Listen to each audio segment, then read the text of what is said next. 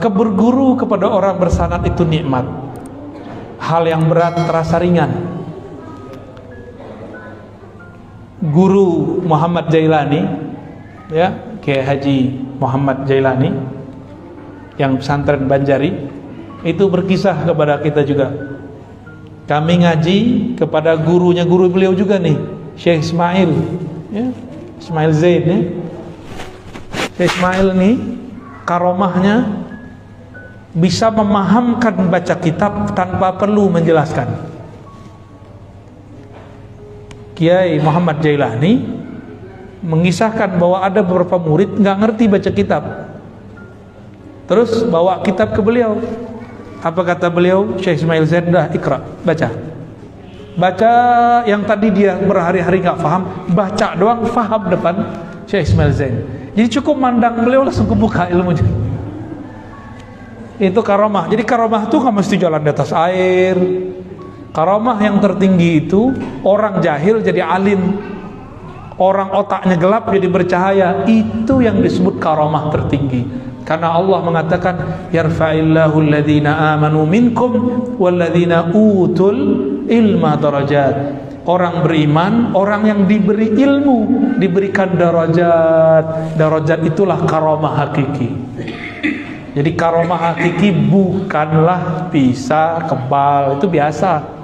Guru beliau Mbah Yai As'ad Situbondo, kalau kebal apa segala macam itu cuma mainan. Ilmu beliau aslinya bukan itu. Aslinya beliau ilmu ma'rifatullah. Karena kenal kepada yang maha sakti, maka wirid apa aja jadi sakti. Tapi kalau belum kenal sama yang maha sakti, puasa 3 tahun juga nggak sakti-sakti. Pilih mana? Kenal yang maha sakti atau jadi orang sakti? Kenal aja, ya. Nah itulah beliau Maulana Syekh As'ad. Nama lengkap beliau As'ad apa pakai? As'ad Syamsul Arifin. Udah sesuai namanya, Syamsul Arifin, pelita ahli ma'rifat. Orang taunya kan beliau pelita orang-orang sakti. Itu hijab namanya. Jadi wali itu nutupin kewaliannya dengan macam-macam. Ada yang nutupinnya dengan kesaktian, ada yang nutupinnya dengan kelemahan. Sehingga orang mengira, masa sian wali? Orang aja sakit-sakitan. Guru saya Abu Ya Hasan Basri, setiap kami datang sakit. Setiap kami datang sakit. Sampai orang mengatakan, kita ini belajar debus sakti semua. Ini guru kita ini batuk aja nggak bisa ngobatin gitu. Itu banyak yang belot. Itu yang belot-belot dulu, sekarang nggak beres zikirnya. Serius wallahi. Yang dulu mengatakan, Buya Hasan Basri terhijab. Hijabnya apa? Baca kitab tuh. Kurang ajar nggak murid ngomong, guruku terhijab karena baca kitab. Saya dengar langsung itu, bukan 1-2 murid, banyak murid. Waktu itu saya masih kecil, umur 12-13 tahun. Umur saya 15 beliau wafat. Jadi cuma ngaji 3 tahun sama beliau. Apa kata salah satu kawan saya? Abu Ya Hasan Basri guru kita tuh, dia ngomong guru kita nggak lebih sakti daripada guru yang ini. Kewaliannya terhijab. Dia orang terhijab oleh baca kitabnya. Banyak sekali yang ngomong begitu. Hadirin hadirat maka Allah, kapan ilmu menghijab? Kapan zikir menghijab? Kalau ilmu dan zikir membuat dia merasa dirinya sesuatu. Contoh nih, saya habis ngaji dapat sanad dari Pak Kiai. Terus saya bilang, sanad saya lebih tinggi dari ente. Itu jadi hijab langsung tuh. Saya merasa saya doktor. Itu jadi hijab. Saya merasa saya dapat ijazah ini, ijazah itu, bisa baca kitab ini, hafal kitab ini. Itu jadi hijab. Merasanya itu yang jadi hijab. Ilmunya bukan hijab. Ilmu itu adalah hijab paling tipis antara kita dan Allah. Kenapa? Al-ilmu sifatun min sifatillah. Benar. Ilmu itu adalah salah satu sifat Allah. Siapa orang yang berilmu, jarak dia dan Allah cuma al-ilmu, satu hijab doang. Tapi dalam ilmu itu ada lagi lapisan hijab 70.000. Namanya hijab cahaya. Jadi satu bab hijab itu ada tirai-tirai penghalang. Ini yang membuat kemudian orang nggak ketemu-ketemu. Itulah juga yang membuat murid-murid nggak sadar gurunya adalah seorang kekasih Allah. Itu juga yang membuat seorang anak, seorang istri, seorang saudara, tetangga nggak sadar kalau orang-orang yang dia dekati, guru-gurunya itu adalah kekasih-kasih Allah. Bahkan kadang-kadang si kiainya nggak sadar kalau dia kekasih Allah. Maka wali ini ada 3. Ada wali am, wali umum. Itu semua orang beriman wali umum. Ada yang kedua, wali khawas, wali yang spesial. Ini orang-orang yang sudah mulai diberikan ilmu mengenai nama-nama Allah, sudah diberikan ilmu mengenai perbuatan af'al Allah, sudah mulai diberikan ilmu mengenai sifat-sifat Allah. Ini khawas. Wali yang ini dia sadar kalau dia wali. Dia dikasih tahu sama Allah atau dikasih tahu oleh Rasulullah. Karena yang angkat wali siapa? Kalau yang wali kota ngangkat siapa? DPR. Wali kota diangkat gak? Diangkat. Masa wali alam nggak diangkat? Kalau nggak diangkat namanya wali PA. Wali kelas aja ada suratnya. Benar, ada wali kelas di sini? Ya. Ada suratnya kan? Ada rapatnya, ada penunjukan. Kamu jadi wali kelas ya, minimal begitu. Benar nggak? Apalagi jadi wali Allah, pasti diangkat. Cuma ada yang nggak sadar kalau dia diangkat, berarti dia wali biasa. Berdebatlah 2 imam. Satu Ibnu Furak. Ibnu Furak ini murid dari Al-Bahili. Bahili berguru kepada Imam Abul Hasan Al-Asy'ari. Berarti cucu murid. Kata Ibnu Furak, al-wali la ya'rif annahu wali. Wali itu gak sadar kalau dia seorang wali. Kawan dia namanya Abul Qasim Al-Kushairi yang juga berguru, jadi kawan berguru. Tapi makomnya karena dia bertasawuf lebih tinggi daripada Ibnu Furak. Abul Qasim Al-Kushairi, pengarang Ar-Risalah Kushairiyah, mengatakan, la ya sayyidi, al-wali ya'rif bi annahu al-wali. Kekasih Allah, wali Allah sadar kalau dia seorang wali. Dia dikasih tahu oleh Sang Maha Wali, Allah Subhanahu wa ta'ala. Dua orang ini dua-duanya benar. Ibnu Furak lagi ngomong wali am, Imam Kushairi lagi ngomong wali khas. Ada wali khawasul khawas, ilmunya sudah sampai kepada ujung sifat Allah yang tak terbatas itu dan masuk kepada babnya, bab tentang ma'rifatu zatillah. Ya. Nah, itu di akhir zaman banyak tuh nanti. Kalau dulu-dulu yang terkenal kan Syekh Abdul Qadir Jilani, Imam Sayyid Ahmad Ar-Rifai, Muhammad bin Abdul Karim Sammani. Ya, itu yang dulu-dulu.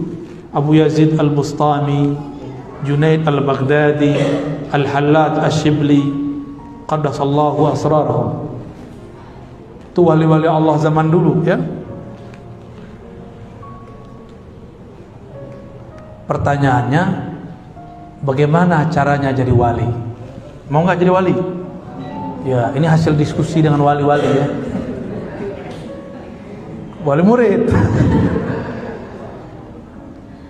wali kota, wali murid. Nah, kita turunin dikit deh. Wali murid, wali kelas, wali kelas. Wali kelas mungkin nggak orang nggak sekolah. Berarti dia jadi wali kelas karena dia punya ilmu, benar? Dan dia mengerti persoalan murid. Dia bertanggung jawab terhadap murid-murid. Dia mengenal persoalan yang ada di situ.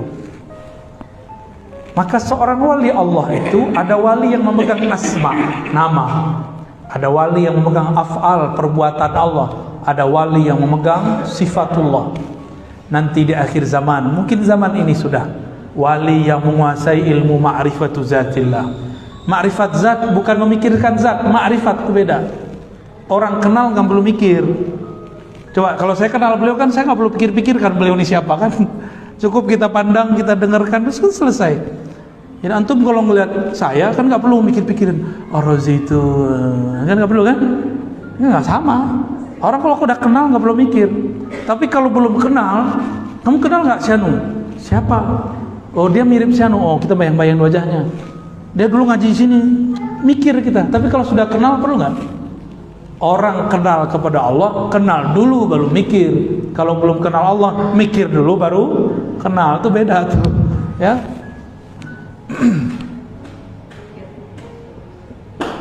Cara menjadi kekasih Allah sangat mudah. Fa'lam annahu la ilaha illallah wastaghfir li dzanbik sampai akhir hadis. Sampai akhir ayat surat Muhammad ayat 19. Maka fa'lam, al-ilmu dalam bahasa Arab itu al-idrak at-tam, la yadkhuluhu syak wala raib. Maka berilmulah engkau, ilmuilah mengenai la ilaha illallah. Apa itu ilmu dalam bahasa Arab? Al-ilmu itu idrak at-tam, pengetahuan yang cukup mengenai apa? Mengenai la ilaha illallah tanpa ada syak. Jadi pintu jadi wali Allah masuknya lewat la ilaha. Maka semua zikir-zikir wali pasti dimulai dengan syahadat. Asyhadu an la ilaha illallah wa asyhadu anna Muhammadar Rasulullah. Itu babul walayah. Pintu kewalian itu dimulai dari syahadat. Benerin dulu syahadatnya. Mengerti ilmu tentang rahasia syahadat. Ya. Ini banyak tanya ke Pak Kiai kita, ini syahadat itu apa sebenarnya? Nanti dijelasin beliau, keluar ilmu. Ya, Mbak Yai As'ad nanti itu, insya Allah. Ada beberapa ulama itu kalau nggak ditanya nggak jawab, diem aja ya. Banyak. Ada ulama yang dia maksa muridnya sini kamu. Enak tuh jadi murid begitu dipaksa jadi wali ya. Tapi kalau yang diam berarti ada mutiara yang sedang dia sembunyikan. Yang mutiara itu nggak mungkin dia obral.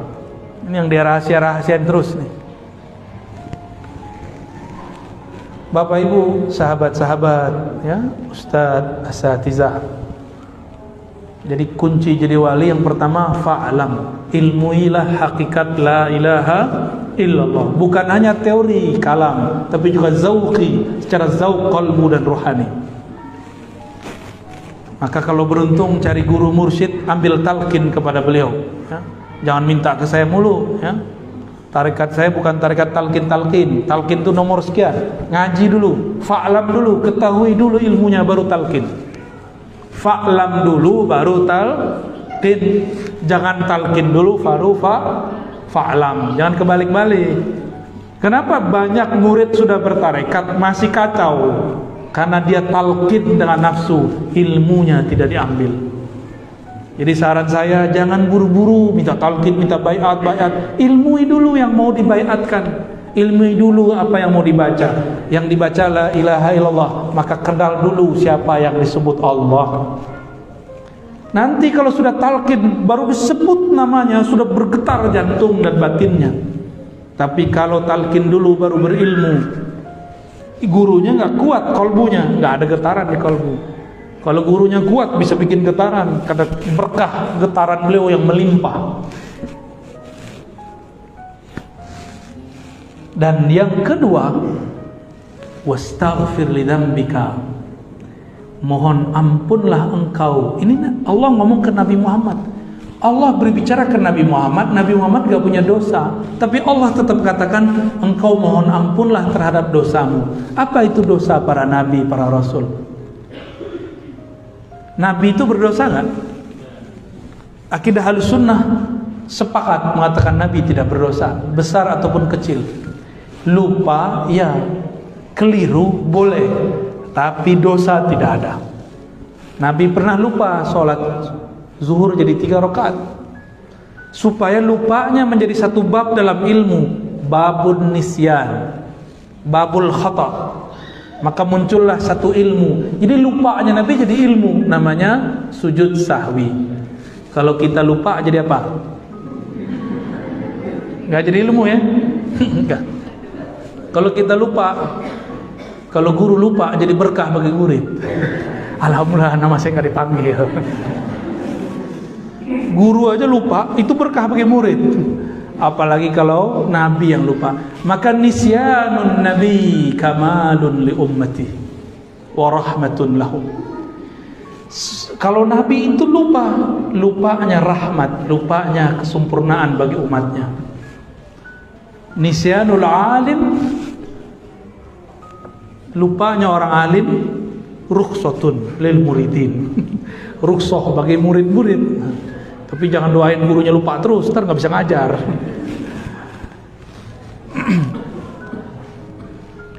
Jadi mau jadi wali, wali itu kan pewaris Nabi, maka ilmunya harus warisan Nabi. Pertama ilmu ilah, yang kedua hendaklah engkau merasa berdosa.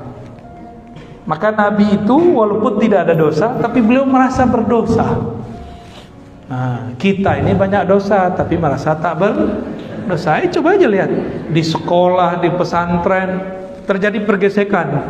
Ketika kemudian kita fasilitasi mediasi, yang ini ngomong aku nggak salah kok, yang satu aku nggak merasa salah, padahal itu ustazah itu. Bener kan? Ya, paham sendirilah, kita lama hidup di pesantren memang begitu ya. Pakai dalil tuh. Ajib tuh kalau ustazah tengkar, dalil keluar semua, Alfiyah aja dibaca. Kisah Ibnu Malik dengan Nawawi itu dibaca tuh. Kau nih suul adab. Ibnu Malik nyindir Nawawi, Nawawi ini belum pantas muncul, di-cut dulu sama Ibnu Malik. Kau ini masih kecil dan muncul-muncul aja. Suul adab sama aneh gitu. Cari pembenaran, cari-cari di kitabnya. Bilangnya iri enggak? Kita ini gak perlu iri sama orang kalau kita sudah tahu makom kita masing-masing. Allah gak akan pernah salah menurunkan makomat. Allah tidak akan salah memberikan ahwal. Allah tidak akan salah kirim ma'rifat. Apalagi cuma kirim rezeki, gak akan salah.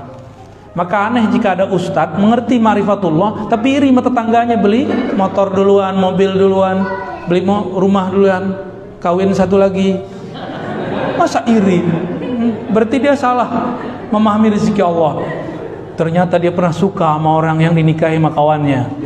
Kata dia, kekasih yang tertukar. Kok ada ustadz begitu ya? Buahnya. Ada yang curhat di depan saya ya. Saya belum pernah kesini tapi kebaca. Baik. Jadi kalau ingin jadi wali Allah, versi ayat ini, hendaklah engkau memunculkan bahwa rasa engkau berdosa. Lalu Nabi ini dosanya apa? Ternyata dosa Nabi bukanlah maling, bukanlah zina, bukanlah korupsi. Bukan. Dosanya Nabi adalah merasa berdosa karena kurang adab, kurang syukur. Dua itu aja. Jadi nabi-nabi itu seperti Nabi Muhammad SAW, ketika beliau keluar dari tempat buang air, apa kata beliau? Ghufranak. Ghufranak ini kan bahasa Arab aneh nih. Kok dia satu-satunya jumlah kalimat cuma dua, ghufran dan ka. Tapi kok mansub? Mansub kan? Ghufranak barisnya mansub fathah. Dalam bahasa Arab pasti ada yang disembunyikan, ditakdirkan di depannya, disembunyikan. Allahumma inni as'aluka ghufranak. Diringkas ghufranak. Nabi keluar dari tempat buang air, doa, ya Allah ampuni dosaku. Dosa yang mana? Dosa buang air kurang syukur. Ternyata buang air besar, buang air kecil itu wajib disyukuri. Gak percaya? Coba nanti kena penyakit namanya apa? Bukan yang susah, buang air kecil itu loh. Bukan prostat, itu mau kegedean itu. Ada orang mau buang air kecil nggak bisa keluar batu ginjal. Usus buntu lah, salah. Anyang-anyangan. Iya, itu bahasa kampung gitu ya. Jangan pakai bahasa Belanda mulu. Anyang-anyangan. Mau keluar tapi gak keluar, sakit gak? Itu nikmat terbesar di alam semesta. Nikmat paling besar. Maka kalau minum baca bismillah, supaya keluarnya alhamdulillah. Orang malam pertama aja bismillah, ya, malam kedua lupa. Maaf yang jomblo ya, kamu masih jomblo gak? Jomblo abis sama depan saya ya, karena kita dulu waktu jomblo abis juga depan kiai kita ya. Penasaran gimana sih caranya menghancurkan kejombloan. Halas ya, ya. Jadi biar jadi kekasih Allah gimana? Pertama, ilmui la ilaha illallah, mencakup ma'rifatul zat, ma'rifatul sifat, ma'rifatul af'al, ma'rifatul asma. Yang kedua, jadilah hamba, jangan sok-sok jadi wali, jangan sok suci. Merasalah dirimu berdosa, meskipun kata orang kamu tidak berdosa. Apalagi kita ini banyak dosa. Ada hari ini yang belum berdosa? Tuh matanya, mata antum habis dosa kelihatan di sini. Ada yang tadi makan nggak baca bismillah. Secara ilmu fikih nggak dosa, tapi secara ilmu hakikat itu dosa besar yang ditumpuk-tumpuk setiap hari. Makan minum nggak baca doa, udah berapa kali antum numpuk? Dosa kecil, kesalahan adab kecil, kalau ditumpuk-tumpuk nanti lama-lama jadi bukit, lama-lama jadi gunung. Itu dosa besar. Jadi mau jadi wali aja bismillah lupa. Hah? Ya udah jadi wali murid aja deh. Ya, kalau jadi wali nikah, oh seru lagi tuh ya. Baik, kira-kira itu yang dapat kita sampaikan. Mohon Pak Kiai ajizni bi asanidikum, ya. Lau samahtu ajizni Maulana. Kita pengen dapat salamnya aja. Mau nggak pakai? Kul ajiz tuka. Qabil tu Allah sudah sah jadi murid. Jangan salah paham, ini bukan qabil tu yang itu. Taib. Yang jomblo cemburu nanti ya. Ini bukan ankah tuka, bukan. Ini ajaz tuka. Cukup atau ada yang mau didiskusikan? Taib, fadal.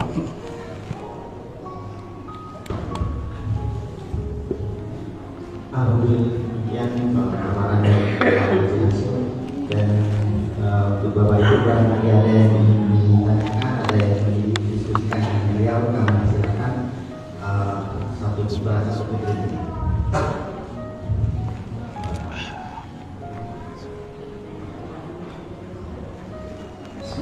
Assalamualaikum warahmatullahi wabarakatuh. Assalamualaikum.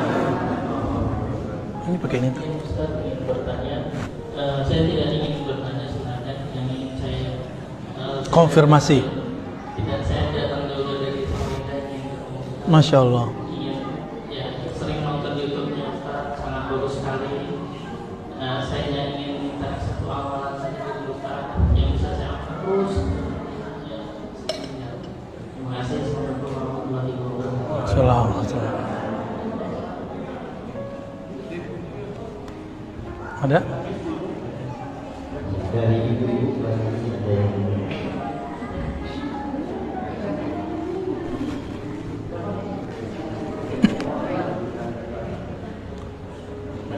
Nggak ada? Ada. Ibu-ibu biasanya mintanya lain. Ya. Malu. Apa amalan yang hendak diamalkan? Maka ini kembali kepada riwayat hadis Nabi Sallallahu Alaihi Wasallam. Ketika seorang sahabat datang kepada beliau lalu mengatakan, wahai Rasulullah, ajaranmu sudah banyak, tolong kasih ringkasannya. Inna syara'il Islam qad kasurat alayya Ya, sungguh telah banyak. Lalu ajarkan aku yang paling mudah. Apa kata Nabi? La yazalu lisanuka rataban bidzikrillah. Jadikan lisanmu selalu basah dalam zikrullah. Zikir ini ada macam-macam. Ada zikir jasad, dipakai lidah, pakai kepala dengan ruku sujud, lisan dengan menyebut. Ada zikir akal, tasdik, percaya. Ada zikir kolbu, menyebut nama Allah dalam kolbu. Ada lagi zikir ruh. Untuk antum dan semua yang hadir, kita kemarin mengijazahkan di pasir Najam, ya, namanya zikir maqalid. Ini kita sedang diperintahkan untuk menyebarkan zikir ini untuk bekal di akhir zaman, bekal awal. Zikir maqalid, barangkali antum sudah hafal, ya. Pertama syahadat. Ini ringkasan dari wirid-wirid, ringkasan wiridul latif, ringkasan wirid-wirid ini dia. Syahadat. Kenapa harus syahadat? Siapa tahu dalam satu nafas kita sebelumnya pernah kufur nikmat kepada Allah. Dalam satu teguk kita minum, satu suap kita makan, pernah lupa menyebut nama Allah. Maka wajib setiap zikir syahadat dulu, ya. Jadi mau zikir apa aja mulai syahadat. Mau sholat syahadat dulu. Asyhadu an la ilaha illallah, asyhadu anna Muhammadan, baru niat. Karena orang kalau belum benar Islamnya, dia sholat, diterima nggak sholatnya? Orang belum syahadat, dia sholat, diterima nggak? Ya, Nabi kan ngomong di akhir zaman, pagi orang mukmin, sore dia kafir. Saya khawatir nih zamannya, zaman kita. Maka wajib setiap sebelum zikrullah syahadat, ya. Tolong diamalkan. Mau thariqat apapun antum sebelumnya, masukkan syahadat di depan, ya. Sama, semua thariqat itu kan zikir-zikir husnuzon kepada murid yang sudah muslim. Tapi kalau dia kufur waktu sorenya atau kufur di waktu paginya, disyahadatin lagi. Yang kedua, apa itu? Jumatan. Khotibnya perempuan. Yang kedua, kirim fatihah istighfar kepada Allah, minta ampun dosa lahir dan batin. Bersihkan dulu, kosongkan dulu diri kita dari keburukan, dari selain Allah, baru kemudian Fatihah. Al-Fatihah itu disebut sebenarnya sholawatul ruh. Sholawatnya ruh kita sholawat, baca Fatihah. Dalilnya surah hadis Al-Bukhari tentang dialog antara hamba dan Allah, itulah sholawatnya ruh. Dan itu ada di surah Al-Fatihah. Oke teman-teman, kita sekarang sudah berada di bawah ini. Langsung saja kita sudah berada di sebelahnya pohon beringin. Nah ini dia pohon beringin dan trembesi. Nah di bawahnya itu ada air terjun kecil dulu. Sekarang kita lewat sini.